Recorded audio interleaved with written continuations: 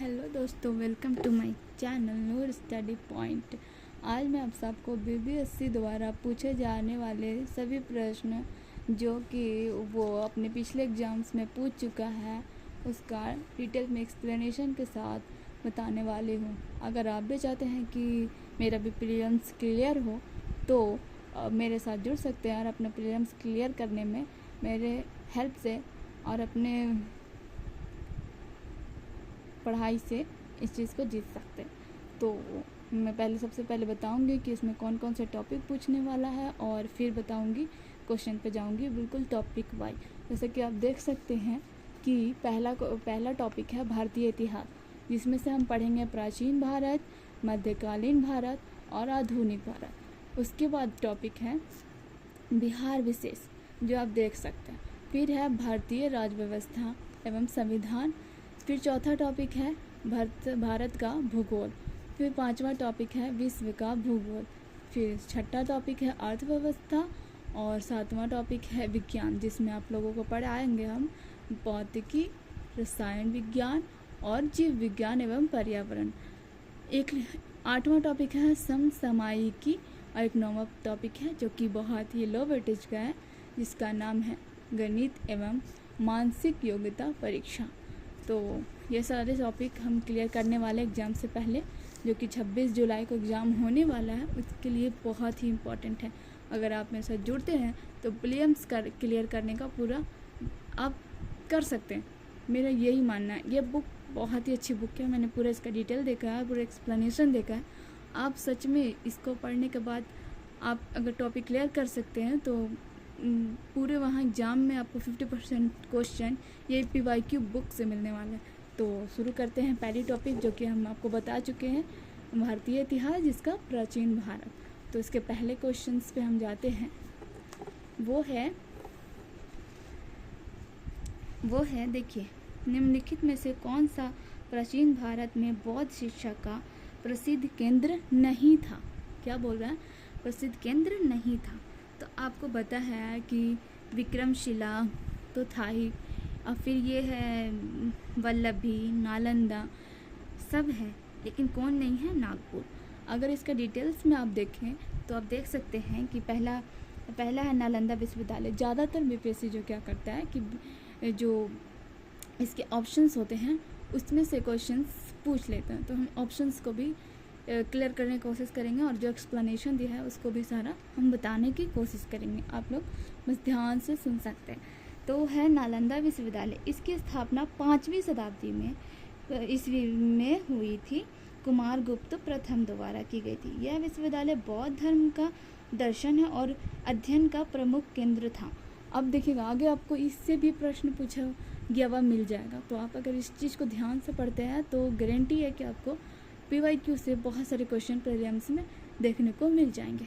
दूसरा है तक्षशिला विश्वविद्यालय। यह वर्तमान पाकिस्तान में स्थित था। इसकी स्थापना 5वीं शताब्दी ईसा पूर्व में हुई थी। यह भी बौद्ध धर्म का अध्ययन है। तो आप मैं अंडरलाइन कर देती हूँ कि इसका उत्तर होता है नागपुर। और नालंदा विश्वविद्यालय देखिए 5वीं शताब्दी में हुई थी, किसके द्वारा? तो कुमारगुप्त प्रथम द्वारा। और यह विश्वविद्यालय बौद्ध धर्म का दर्शन अध्ययन था, ठीक है। फिर तक्षशिला था, यह वर्तमान में पाकिस्तान में स्थित था। यह भी 5वीं शताब्दी में हुआ था और यह भी बौद्ध धर्म से अध्ययन से केंद्र से स्थित था। फिर था विक्रमशिला विश्वविद्यालय। इसकी स्थापना 8वीं शताब्दी में हुई थी। यह भी बौद्ध धर्म महायान स्कूल का अध्ययन केंद्र था। पूरे भारत तथा विदेशों में विद्वानों का आकर्षित का केंद्र बन गया था। फिर था सारनाथ विश्वविद्यालय वाराणसी में।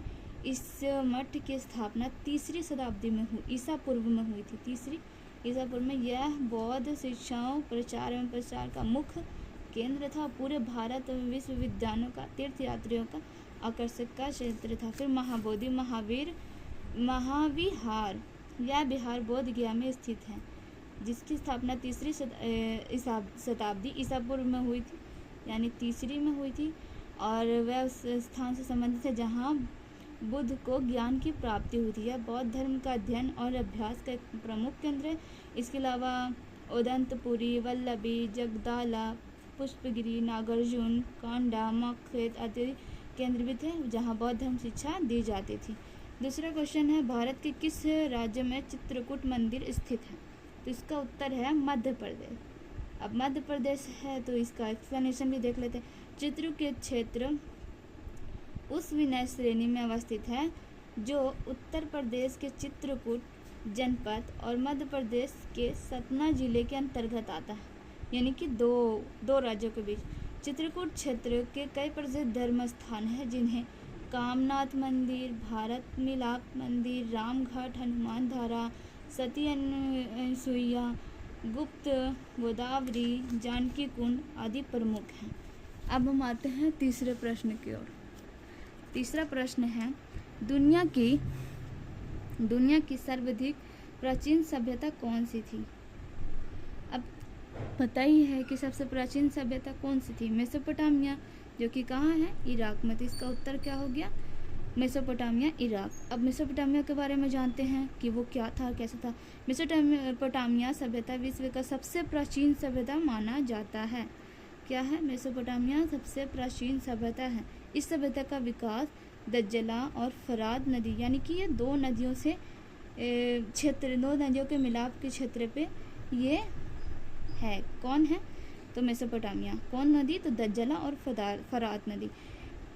वर्तमान में यह क्षेत्र इराक, सीरिया और कुवैत हिस्से में आता है, यानी कि अभी जो मेसोपोटामिया का क्षेत्र है वो 3 देशों के क्षेत्र में आता है, जो है इराक, सीरिया और कुवैत।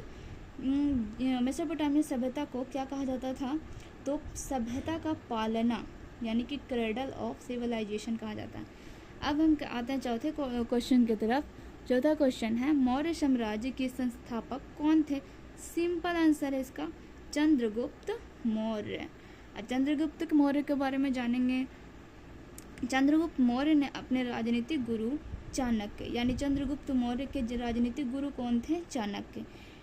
चाणक्य के साथ मिलकर नंद वंश के साथ साथ घनानंद को पराजित कर मगध पर मौर्य वंश की स्थापना की थी। अब बात पूरा सिंपल है कि चंद्रगुप्त के जो राजनीतिक गुरु थे चाणक्य थे, नंद वंश के घनानंद को पराजित करके मौर्य साम्राज्य का स्थापना हुआ था। इसकी राजधानी पाटलिपुत्र थी, अपना पटना। और चंद्रगुप्त मौर्य, बिंदुसार, अशोक इनके आगे के थे, इनके शासक थे। और इनके जो लास्ट शासक थे, यानी कि अंतिम शासक थे, वो थे बृहद्रथ मौर्य, जो कि अंतिम शासक हुए किसके? मौर्य साम्राज्य के। ठीक है, अब हम आते हैं 5वें प्रश्न की ओर। 5वां प्रश्न है अशोक के स्तंभ में कौन सी लिपि लिखी गई थी? देखिए, मौर्य साम्राज्य से अच्छे खासा क्वेश्चन आते हैं, तो अगर इसको डिटेल में अगर सारे इसके एक्सप्लेनेशन को भी आप देख लेते हैं तो कोई ना कोई क्वेश्चन इससे आएगा और आप इसको ईजिली बना सकते हैं। सिंपल। तो अशोक के स्तंभ पर कौन सी लिपि लिखी गई है? तो सिंपल आंसर है इसकी ब्राह्मी लिपि। क्या है? ब्राह्मी लिपि। अब ब्राह्मी लिपि है जो मौर्य सम्राट अशोक कब से कब तक था? 268 से 232 ईसा पूर्व में अपने शासनकाल में कई स्तंभ और शिलालेख इन्होंने बनवाए थे। मुख्य 2 लिपियाँ थी, मतलब इनके शासनकाल में 2 लिपि ज़्यादा बोला जाता था। पहली लिपि थी ब्राह्मी लिपि। क्या थी? ब्राह्मी लिपि। अधिकांश अभिलेखों में यही लिखे गए। देवनागरी जैसी दिखती थी।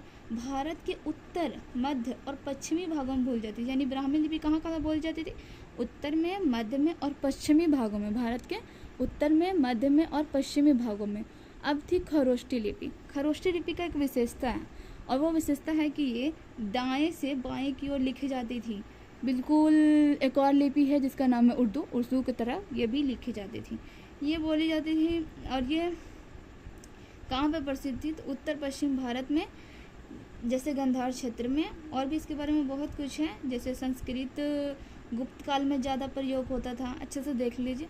और पाली, यह भी एक भाषा था।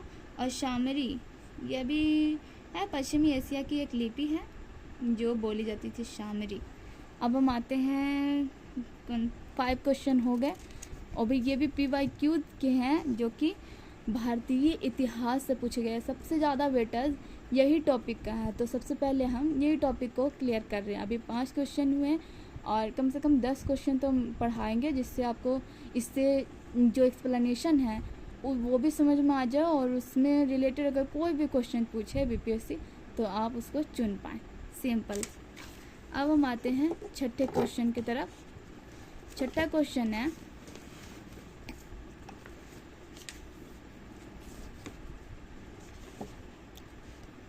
देखिए छठा क्वेश्चन है,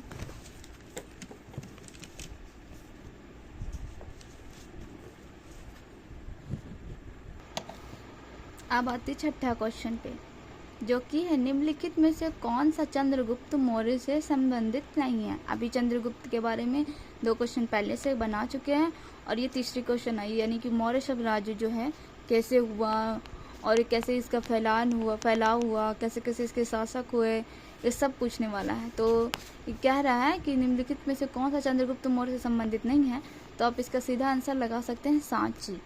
क्या है? सांची। अब ये देखिए सांची के बारे में भी थोड़ा सा जान लेते हैं। चंद्रगुप्त मौर्य 322 ईस्वी से लेकर 298 ईसा पूर्व तक वंश किया। कौन? चंद्रगुप्त मौर्य, जो कि इनके संस्थापक रह चुके हैं। और मौर्य काल से संबंधित कौन कौन सा था, तो सुसीमिया भी मौर्य काल से संबंधित है, पर वो एक बिंदुसार का बड़ा पुत्र का नाम था, जो तक्षशिला का राज्यपाल भी था। विष्णुगुप्त जो था वो चंद्रगुप्त मौर्य का प्रमुख राजनीतिज्ञ सलाहकार था, मतलब पहले एडवाइजर लोग रहते थे ना, वही। और रुद्रदामन जो था ना, रुद्रदामन का जूनागढ़ का शिलालेख यह लगभग 150 ईस्वी में लिखा गया था। इस अभिलेख से ज्ञान होता है कि चंद्रगुप्त मौर्य ने पश्चिम भारत से, कहाँ से? पश्चिम भारत से सौराष्ट्र तक प्रदेश जीत कर अपने शासक के अधीन कर लिया था। यह था 6 नंबर क्वेश्चन, जो कि पूरा हो गया। अब हम आते हैं 7 पर। 7 क्या कहता है, तो 7 कह रहा है सिंधु घाटी सभ्यता के प्रमुख नगर का नाम क्या है, जिसकी पश्चिमी एशिया से व्यापारिक संबंध था। तो इसका संबंध था लोथल से। कहाँ से? लोथल से। लोथल से था। अब लोथल के बारे में भी थोड़ा सा जान लेते हैं, अगर प्रश्न पूछ दे तो हम बता पाएँ कि हमें पता भी है। तो लोथल ही था। लोथल जो अभी कहाँ पे है, तो लोथल गुजरात में है। सिंधु घाटी सभ्यता का एक महत्वपूर्ण बंदरगाह था। लोथल को आप क्या मानेंगे? बंदरगाह था। यहाँ से पश्चिमी एशियाई मुख्यतः मेसोपोटामिया, अभी मेसोपोटामिया के बारे में क्वेश्चन आया था ना, अभी हम लोग पीछे देखे थे मेसोपोटामिया के बारे में, और मुख्यतः मेसोपोटामिया आज का इराक में, अभी हम लोग देखे थे इराक और फारस के साथ व्यापार स्पष्ट प्रमाण मिलते हैं। यानी कि लोथल एक बंदरगाह था जो कि मेसोपोटामिया के साथ में व्यापार करता था। और ये अभी कहाँ पे? मेसोपोटामिया, तो इराक और फारस के बीच में है। अब आते हैं हम 8वां प्रश्न। 8वां प्रश्न कहता है कि झांसी के पास देवगढ़ का मंदिर और इलाहाबाद के पास गढ़वा मंदिर से बनी मूर्तियाँ किस कला से के महत्वपूर्ण अवशेष हैं? किस कला के? तो गुप्त कला। किस कला के? गुप्त कला। ये बुक की एक खास बात है, इसमें एक्सप्लेनेशन दिया, और एक्सप्लेनेशन से हम ये क्लियर कर सकते हैं कि अगले साल जो हम लोग को अभी 2026 में 26 जुलाई को एग्ज़ाम होने वाला है, उसमें मतलब अगर इस टॉपिक से आया भी तो हम बेझिझक क्वेश्चन का आंसर ढूंढ सकते हैं, और इससे हमें टॉपिक उससे क्लियर जो भी उससे बातें रिलेटेड हैं, हम उस चीज़ को आसानी से वहाँ पे समझ करके आंसर दे सकते हैं। तो अगर आप बिजी हैं या कुछ भी है, तो अगर हम एक्सप्लेनेशन भी हम बता दे रहे हैं आपको, तो आप इस हेडफोन लगा के या किसी भी तरीके से सुन भी लेंगे तो आपको वहाँ पे बहुत ज़्यादा काम आने वाला है। ये PYQ आपको बहुत ज़्यादा मदद करने वाला है। तो आते हैं 8वां प्रश्न का एक्सप्लेनेशन के पास। तो गुप्त कला 4वीं से 6वीं सदी ईस्वी में को भारतीय कला, स्थापत्य और मूर्ति कला का स्वर्ण युग कहा जाता है। देखिए मूर्ति कला का स्वर्ण युग कब है, तो 4वीं से 6वीं शताब्दी। कौन? देखिए मूर्ति कला का स्वर्ण युग कहा जाता है। अब देखिए क्या है, गढ़वा, प्रयागराज, इलाहाबाद के पास और देवगढ़ यानी झांसी के पास के मंदिरों में मूर्तियाँ पाई गई हैं। गुप्तकालीन मूर्ति कला विशेषताओं को दर्शाती है। गुप्तकालीन की जो मूर्तियाँ हैं ना, वो विशेषताओं को दर्शाती है। 8वां प्रश्न था 71 BPSC का। अब देखिए 70 BPSC का क्वेश्चन है, तो कम से कम 10 करवाना है, तो इसीलिए इसका भी करवा देते। तो आते हैं 9वें प्रश्न पर। तो 9वां प्रश्न है कि निम्नलिखित में से चेर राजवंश की राजधानी कहाँ थी? चेर राजवंश किसकी? चेर राजवंश की राजधानी कौन सी थी? तो राजधानी थी इसकी कुरबुर या कुरूर, कुरबुर या कुरूर, याद रहेगा। चेर वंश, कुरबुर या करूर। अब इसके बारे में जानते हैं। चेर राजवंश दक्षिण भारत के दक्षिण पश्चिमी भाग पर शासन करता था। दक्षिण भारत के दक्षिण पश्चिमी भाग पर, वर्तमान में केरल, तमिलनाडु के कुछ भाग, ठीक है, वर्तमान में केरल और तथा तमिलनाडु के कुछ भाग। अब 10वां प्रश्न। 10वां प्रश्न अगर देख लें तो ज़्यादा ये नहीं है। 10वां प्रश्न आसानी है, पढ़ चुके हैं हम पहले, आप पढ़ लिए, फिर आप लोग को बताने जा रहे हैं। तो 10वां प्रश्न है, निम्नलिखित में से किस शासक ने हर्ष के समय असम पर शासन किया था? तो इसका उत्तर है भास्कर वर्मन। कौन था?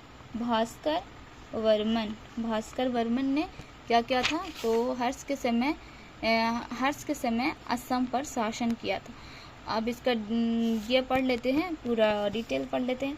तो भास्कर वर्मन ने हर्षवर्धन के समय असम प्राचीन कामरूप पर शासन किया था। दोनों ने साथ मिलकर गौड़ नरेश बंगाल के राजा, यानी कि गौड़ नरेश कहाँ के थे? बंगाल के राजा के विरुद्ध सैन्य अभियान भी चलाया था। भास्कर वर्मन को हर्षवर्धन ने सखा मित्र कहा है। याद रखना है कि भास्कर वर्मन ने हर्षवर्धन को सखा मित्र भी कहा है। कुमार भास्कर वर्मन शासनकाल लगभग 600 से 650 ईस्वी तक इनका रहा शासनकाल। किसका? तो भास्कर वर्मन का। और वंश था वर्मन वंश, मतलब इनका तो नाम से ही पता चल रहा है कि भास्कर वर्मन वंश। चीनी यात्री जो हेनसांग थे ना, वो भी इनके ही राज्य का वर्णन किया है। यानी हेनसांग ने जो वर्णन किया है तो किस राज्य का किया है? तो ये किया है भास्कर वर्मन के राज्य का, ठीक है। तो अब 10 प्रश्न पूरे होते हैं। अगर आप को पसंद आया तो ज़रूर आगे भी हम पढ़ाएंगे, डेली एक वीडियो डालेंगे। और PYQ से आपको इतना अच्छा फ़ायदा होने वाला है, अगर आप जुड़ते हैं तो सच बता रहे हैं, आपका प्रीलिम्स ज़रूर से ज़रूर निकल जाएगा। क्योंकि PYQ जो हम पढ़े हैं और पीछे क्वेश्चन देखे हैं, उससे साफ पता चलता है कि BPSC ने बहुत सारे क्वेश्चन को रिपीट किया है और उसके ऑप्शन से तो ज़्यादा रिपीट हुआ है। तो आप मेरे साथ जुड़ सकते हैं। अगर आपको पसंद आया तो सब्सक्राइब करके मेरे नोटिफिकेशन का इंतज़ार कर सकते हैं, ताकि सारे प्रश्न आपको भी PYQ मिल सके और आप इसका अच्छे से फ़ायदा उठा सकें। Thank you.